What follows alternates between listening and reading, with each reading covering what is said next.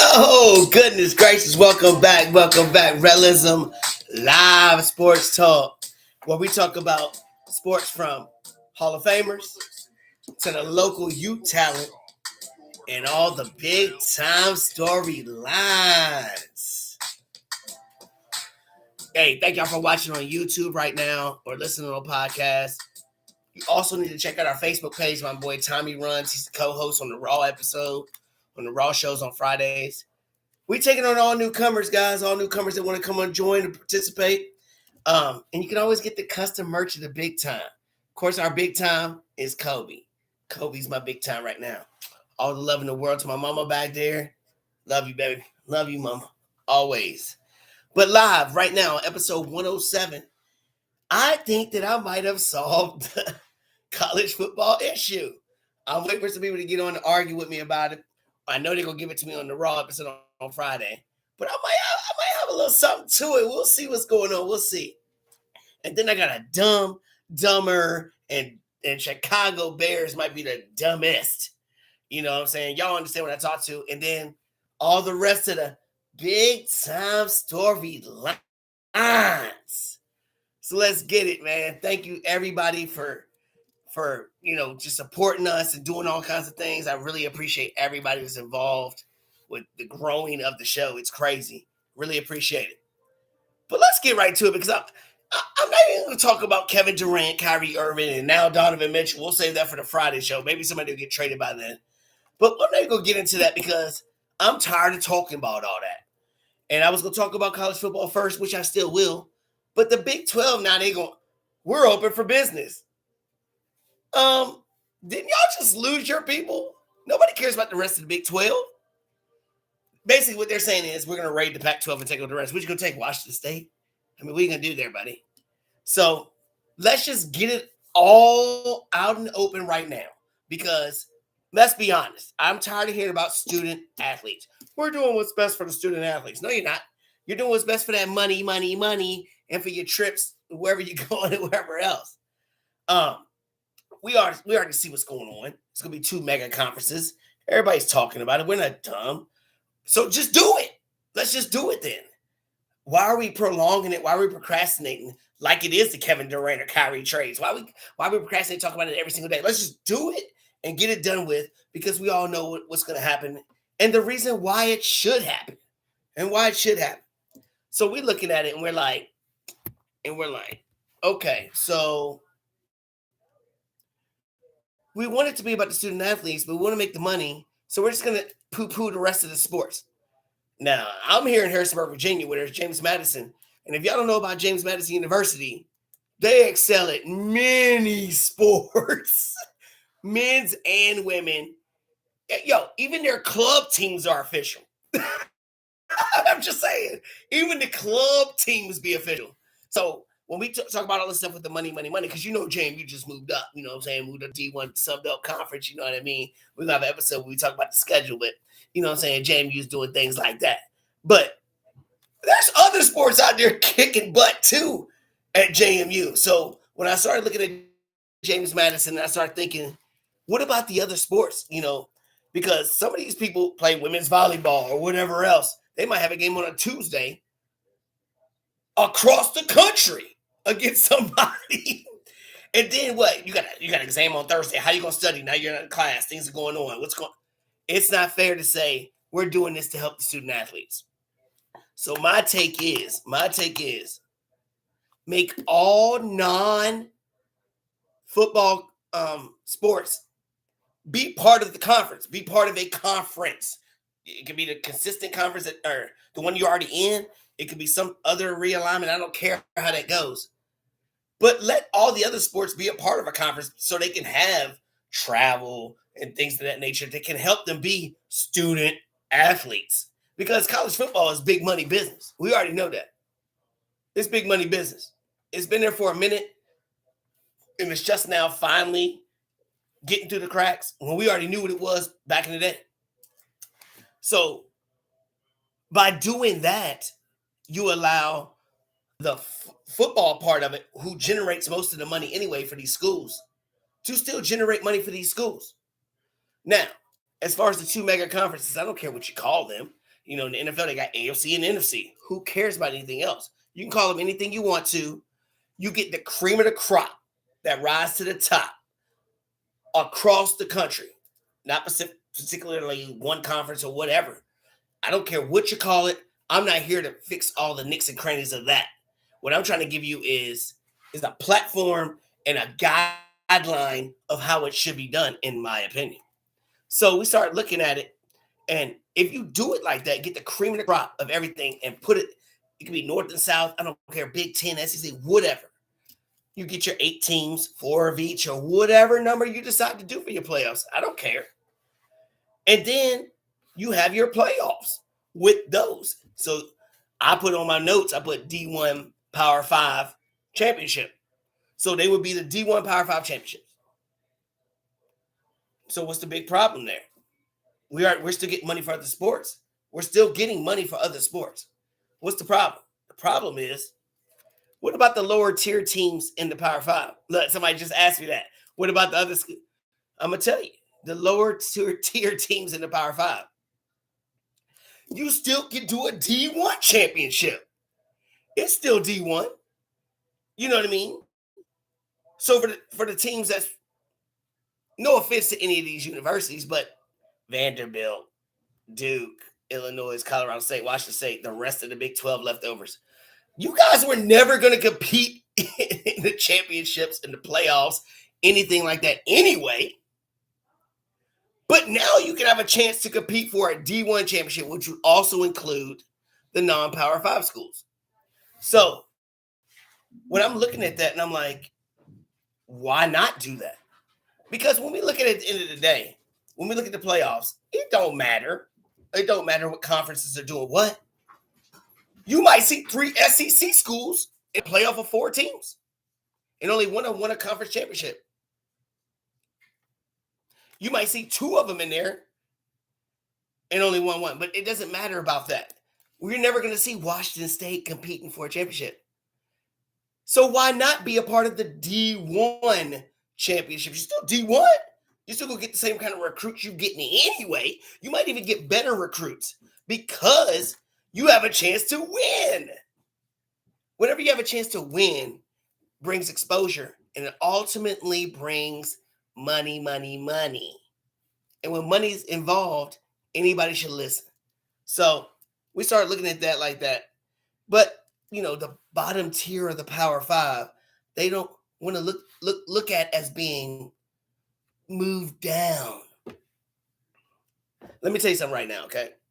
Nobody looks at you at all. The schools that I named, no offense to you guys, Indiana, we know you're never going to compete for anything. People that support the university are still going to support the university. That's not going to change. But when you have a chance to win a championship, more people are going to come out. More notoriety is going to come out. You're going to have more interest now. People are like, hey, Indiana's out here kicking butt. Yeah, because you're not playing Ohio State, Michigan, and Penn State, and all these big, powerful schools that kick your butt every year. You're playing against teams that match up well with you. You know what I mean? And it makes it more competitive. And when you have competition, and when you have the playing field being more even, that brings along all kinds of big-time storylines, talking points, and anybody that has a chance to win, it brings everything out of it in the surroundings across the country where they're doing. So I think that's a big-time thing because moving down, you're still generating the same amount of money, probably even more money for the other sports because you're still getting those money. You're still getting money, and maybe more if you're successful at the D1 part. Like I said, these names and things can change. We can change all the names and format. I'm giving you the format of how it should go. So for the lower Power 5 schools, they're going to still get their money because now Coastal Carolina, are they ever going to have a chance for anything? I know the way the bowl system was set up, the Power 5 bowls, whatever, that one bowl was for the non-Power 5 schools to go against a big boy. You had one, it was great. And sometimes those teams won. But come on, man. Come on. Now they have a chance to really be in a playoff, just like the big teams, to win a championship. I mean, I think this is amazing because at the end of the day, are you going to look down upon Coastal Carolina or any of these teams for winning a championship? Who was it? Was it Central Florida or one of those teams that went undefeated and they were trying to, not Central, was it Central Florida? I can't remember. But they were like, we're undefeated, we the champions, da da da da da da da da. Nobody looks at you as that because you're not one of those cream of the crop teams. Now, if they were in the D1 championship and won that, you get in the ring. You get in the ring for being a champion. I mean, it's no offense. We don't want to see that. When we get to the top 8 teams for a playoff, you're expecting to see the Ohio States, the Alabamas, the USCs. I mean, Notre Dame's going to be in there too, you know what I'm saying? But I ain't going to talk trash because we get smacked by the SEC every time. Can't wait to see what Brian Kelly does. He better not succeed. Anyway, but you expect to see these names, the lineage, those type of schools win because when it comes to college football, you know who's going to be relevant and who ain't. I'm not saying that you're not going to have a school come out of nowhere like, oh, wow. It's harder in football because you have offense, defense, special teams. It's so many players that have to do something to win a game. It's different than any other sport. So when we look at that like that, you could generate the same bowl systems, the D1 Power 5, like we said, A and the B, whatever we want to call it. They can have their situation with their group of playoffs, and then the people that didn't make the playoffs have their bowl games, which are going to be ultra competitive because you're having power teams versus power teams. And then on the D1 level, same thing. You're going to have your playoffs, and then the teams that didn't make it, they match up well. Things match up well. And whenever it's more even keel and you think you have a chance to win, that passion even comes out more. I bet you it's demoralizing for all these small schools to say, oh, we got to play Alabama today. That first quarter, they're going to try their butts off. Don't get me wrong. That's a competitor. I'm super competitive. I want to win at everything I do. But at the end of the day, you know when you're outmatched, you're going to give it all in that first quarter. That second quarter and third quarter is weighing on you, and you're going to be like, I mean, we already knew what it was. Now we won't have much of that. And I'm not saying that we can't schedule D1 Power 5s against D1 schools or even against FCS. That way you can still have that once in a blue moon, Appalachian State beating Michigan upsets, or James Madison beating Virginia Tech. You know, these things can still happen. I'm not putting a limit on how many schools you can schedule or whatnot or whatever ever. But, and you still got your rivalry games. You know what I mean? So I just think that we just need to stop lying to ourselves and say, this school and this school is this school. When we're recruiting, say, we have a chance to win a national championship because we're a D1 school. You're a regular D1 school. Now we need the D1 P5 championships and then the D1 championships. And what else can happen with that? Now you're looking at, like my school in my area, Harrisonburg, Virginia, James Madison, who has just moved up to the Sun Belt. They moved up to the Sun Belt. Has anybody in the Sun Belt ever competed for trying to get in the playoffs? But could they compete to try to get in the D1 playoffs? So by doing this, now FCS schools, like a powerhouse James Madison, who is already there. But look at North Dakota State. North Dakota State, they sell this when they're recruiting. We win championships. We send people to the league. Look at Carson Wentz. Look at Trey Lance. This is what we do. So people go there because they have a chance to win. You put them in the regular D1, they can still get those same recruits because they have a chance to win, even at a bigger margin now. Now you got a chance to make a D1 playoff. And you got a chance to play in a college bowl game. James Madison's they won championships or whatever, but their playoff format is different. They don't play in bowl games. Now you say, hey, we didn't level the playing field a little bit. You can come up to us to the D1 level and play in a bowl game if you don't make the playoffs, which equals more money for the universities and everything else. The recruitment, the transfers, all kinds of things will change, and it's going to level out a lot of things going on with that. I just think that would be a huge thing for them. The schedule, everything else, the money. I think it's great. And people, look, somebody just said, well, that's why college basketball, big guys lose to the big guy first round. I see what you're trying to say. My rebuttal with that is basketball's different than football. There's 5 players on the court at a time for basketball. If you got one person that's just a little bit different than the rest of them, aka like a Steph Curry when he was with Davidson to beat my Georgetown Hoyas, or a Ja Morant when he was on there. I mean, we know about these one players that can win you a game in the NCAA tournament, or maybe even 2 games. You can do that in basketball. In football, it don't matter. Yeah, we all know who Josh Allen is. Josh Allen got drafted. His team sucked. His team was not good. Now you can see his school playing in the D1, and you can see these players, get to know them, learn about these players before Mel Kiper or somebody tells you at the NFL draft. You know what I mean? There's so much talent in FCS. Don't forget, arguably the best player ever in football, Jerry Rice, played in the FCS level. And the Heisman Trophy for the FCS is named after Sweetness himself, arguably one of the best running backs ever who played at the FCS level. So when you have talent that goes to stuff like that, they can be at D1 and you can know them better, learn them better. You know what I mean? There's so many hidden gems that are stuck in the FCS level that now can get promoted to the D1 level and see them and still have a chance to win. I think it would even out a lot of the playing field. Alabama and all these schools, they're still going to get their stuff. They're still going to get their players. But it'll be fun watching apples versus apples and oranges versus oranges. I want to see it. I can't wait to see what the rest of the people say on the Raw episode or whoever else comments.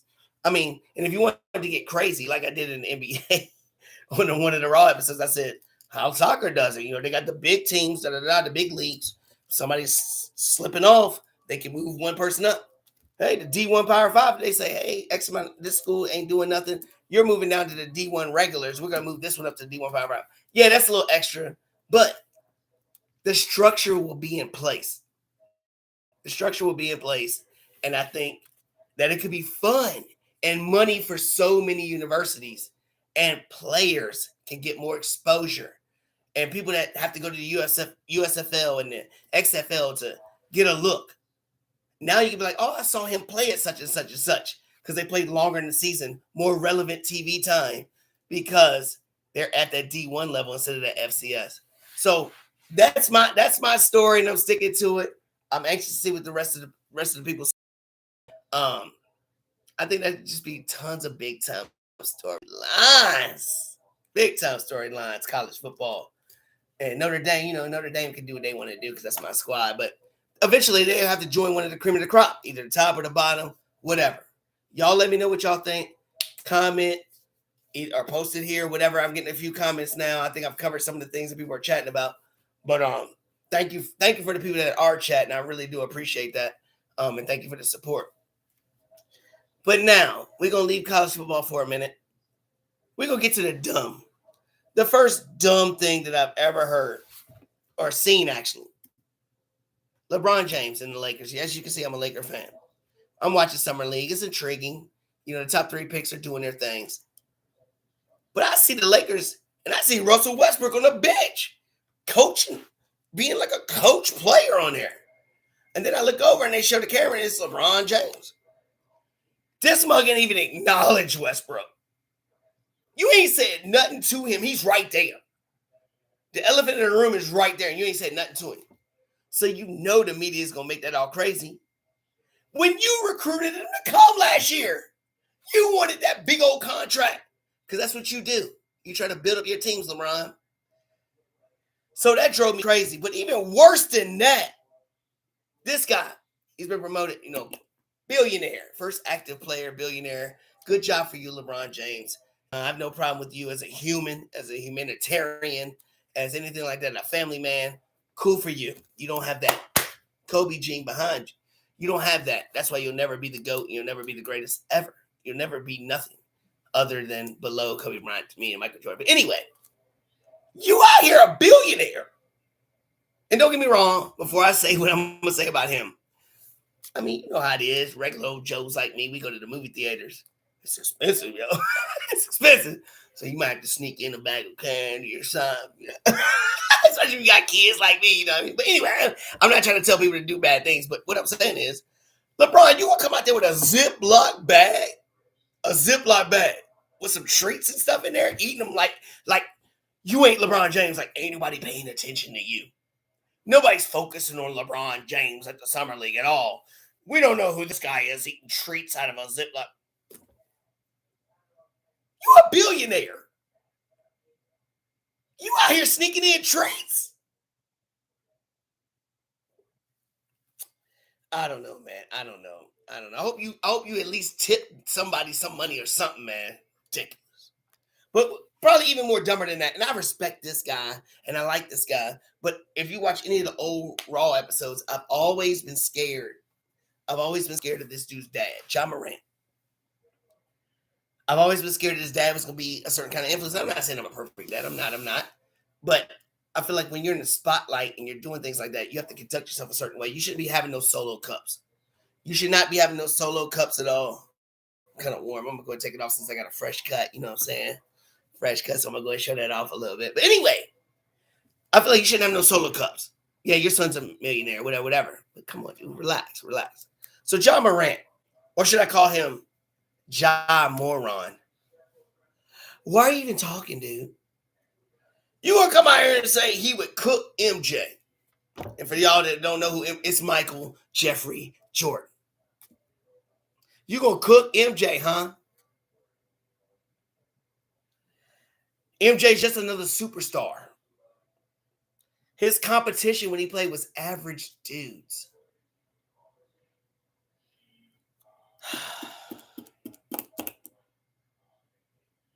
And then you see Andre Iguodala talk about Rasheed Wallace would have been a top 5 player in today's NBA. What is going on, guys? What is going on? Rasheed Wallace wasn't no top 5 player ever in the NBA. He wasn't even the best player on his college team in North Carolina. Come on, man. Let's be for real. Has he ever been the best player on his team in the NBA? No. So Andre Iguodala, go and retire. I respect you as a player and everything about you, but you talking some Iggy stuff. But back to Ja Morant. You talking all this and talking all that about Michael Jeffrey Jordan, the greatest basketball player ever, the guy that my guy emulated, who is the next best thing to it, son. You're going to say that you would cook him? He's just a superstar going against average dudes? Well, those average dudes make up most of the top 75 players in NBA history. Look it up, Ja Moron. Come on, man. And I like you, dude, but don't do that. I get it. I understand. Today's generation is always more entitled. I get it. I got kids. I know how it works. But honestly, this athletes nowadays are bigger, stronger, faster. So that you're trying to compare yourselves to back then. So instead of saying put Michael Jordan in today's NBA, why don't you say let's put Ja Morant in the old NBA and let's see how much you can handle of them bad boys Detroit Pistons and them Celtics beating your butt every night, Ja Moron. You know what I'm saying? It's easy to be like, oh, you couldn't play in our NBA. Yeah, because they let you get away with everything, flopping around, walking, doing all kinds of things. Back in the day, you do some of that flopping stuff, somebody's putting you down. Can you get back up, Ja Morant? Michael Jordan did. But Michael Jordan said, what? You know him. He's competitive, yo. I mean, he's probably the most competitive person ever in the world. And then Kobe's next, then me. He said, cook me. He might cook me some pasta, maybe. Let's go. And that's something he would say. He said, I would dog walk him like the chihuahua he is. Michael Jordan don't play. Michael Jordan, in his mind, thinks that he could beat him one-on-one right now. Now, we know he probably couldn't. Thank you. I appreciate you, Ashley. Let's go. But he probably couldn't. But that heart and that mentality, you can't teach nothing like that. So Ja Morant, ease it up, buddy. And if you speak in Spanish, tranquilo, dude. You're talking about the GOAT, Michael Jeffrey Jordan. Relax. But even dumber than all that, as a football man, I love football, coach football, everything about football. My son played football, plays D1 football. The Chicago Bears, who has the worst wide receiving core in the NFL, which we'll debate that on Friday on the Raw episode. But I can arguably say they have the worst wide receiver group. And I think Darnell Mooney's going to be a sleeper. But anyway, they just made a trade with the Patriots to get N'Keal Harry from the Patriots. If the Patriots going to let somebody go, there's a reason for it. And he's not old. He was a big pick, a couple years ago. You ain't that dude. And Bill Belichick knows you ain't that dude. So, go ahead, Bears. Good job. He's going to be irrelevant. Whatever. I'm still taking everybody over any of them Bears. But that's not even the dumbest thing. The dumbest thing is Soldier Field. If you know anything about football and the stadiums and everything else, Soldier Field, Chicago, ain't no dome on that. It's outdoors. It's cold. Chicago is known, the wind in Chicago is known as the Hawk. So if you got an NFL stadium and you're playing in December and January in the Hawk, it's cold. That's a home field advantage. You talk about putting a dome on your home field advantage? What are you doing? What are you doing? God, I hope you're feeling better. Yeah. But you know what I'm saying? Why would you do that? That's your home field advantage. What are you doing? So, Chicago Bears, idiots. So, I remember watching the Redskin game when the playoffs, when Doug Williams, it's Doug Williams won that Super Bowl. But watching it on TV, Doug Williams, you couldn't even see nobody. It was like fog and everything else. People that watch football and stuff like that know what I'm talking about. Now you're taking away that? Can you imagine Chicago? Every highlight you see the breath coming out their helmets. You see all that going on. Now, I understand the Detroit Lions have a dome in your division. In your division, Detroit Lions have a dome. Oh, well. Minnesota Vikings have a dome when they do their Viking. Who cares? If you put Chicago in the dome too, what's going to be next? The only team left in that division is Green Bay. Are you going to put the Packers in the dome? Green Bay Packers, Lambeau Field is known for the frozen tundra. They're known for that. Are you going to put a dome on Green Bay too? That's the way I look at Soldier Field. What are we doing now? It's ridiculous. I don't know if they're overthinking it or what's going on. They're probably saying, we're going to put a dome on the stadium because we're not getting enough fans there. No, that's not the reason you're not getting fans there, because you keep getting people like N'Keal Harry to be a wide receiver for your team, and your team's sorry. That's why no fans are coming out to watch, because your team's sorry and been sorry for a long time. It ain't got to do with a dome. Maybe a dome with the general manager needs to change, not the dome on the stadium. Come on, guys. Chicago, you know better than that. This is history we're talking about. History, Soldier Field. I feel bad for the Chicago fans. I don't know. That whole division is crazy. But I'm going to go and wrap it up a little bit. You know what I'm saying? Friday night, the Raw show. Of course, we're going to talk about maybe we'll get some trades from Kevin Durant or Kyrie Irving or Donovan Mitchell. I don't know. And then, my Mets are collapsing again. And to make it even worse, they're collapsing to the going Atlanta Braves. We were up by like 12, 15 games. Now it's 1.5. I'm nervous about that. Swole Daddy, I hope you're going to be on there Friday night, because we got to talk about UFC, the lightweight division. I don't want to talk about no other division. No other division, Swole Daddy. Friday night, if you like UFC, check us out, because I want to talk about the lightweight division. I think it's star-studded. And like I said, my brother got me into this UFC big time, and it's doing good. Of course, we're going to recap this episode, and we're going to see what people thought about my college football format, ideas, issues, whatever. And then, of course, we got the big-time storylines. Big-time storylines. Yo, thank you for everybody involved in this. Thank you for the support, everybody. I meet people every day, and I run into them. They're like, yo, that podcast is doing it. Thank you so much. Continue to support. This is another live episode. I got some people on there. I appreciate the people that reached out, people that commented. I'm just grateful for everything. Grateful for everything. I love my mom. I know she has a hand on all this. I couldn't be nowhere without her. And I know she's keeping me strong through everything. Thank you so much. Rellism Live Sports Talk episode 107 concludes. See y'all on Friday night with the big time storyline. Yeah. If I can cut it off, I don't know. I love sports.